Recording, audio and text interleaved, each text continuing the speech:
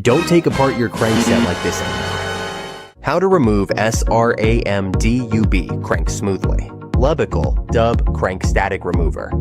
Fit remover head-on crank arm, slide remover arm over it, thread dummy pedal into pedal hole.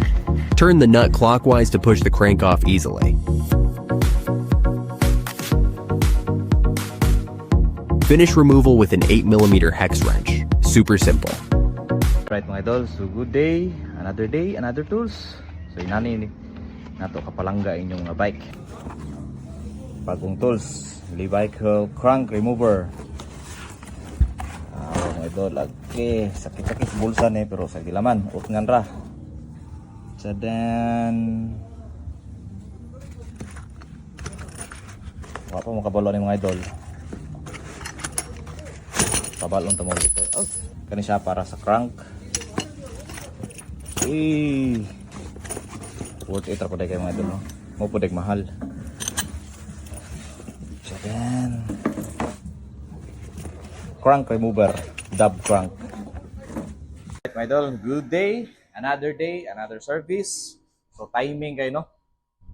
Magpa-regrease, magpalimpyo sa bottom bracket si sir, no? Sa iyang bike, no? So as you can see, it is a SRAM dub na bottom bracket. So lahi ni siya sa Shimano. Shimano nam toy 2 bolts dire o katong compression plug sa crank. So kani siya dub, lahi ni siya nga kuan style sa crank. So timing gyud. Karon ra kong adlaw niabot atong tools nga gi-order, no. Crank remover. So tingnan nato ni. Ato ipakita saon paggamit ni siya. So ito mga idol, wow, no. This one nasa sa box. Ang buhaton na din mga idol, so dagaw sulit yung kaysa mga idol, no? Sulit po yung kamahal, no? Nasa ito dire. This one and this one yarne at usang siguro oning sa crank. Kita na ba? Okay, kita na. So, ayan siya. Screw rin siya. So, kay paluag man eh. So, paluag, ana ang bira. So, ano ni siya dire. Ano ni siya.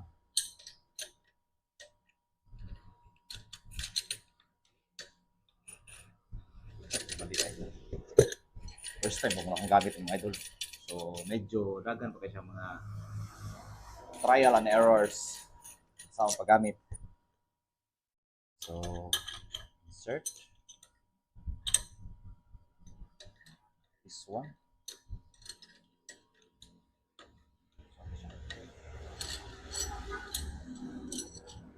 Okay. Tara. So, ready fitted, no? Ito na ni siyang i-thread. Thread. Pwede rin kinamoto, no? Heavy duty mo siya. Heavy duty. Duty nga heavy.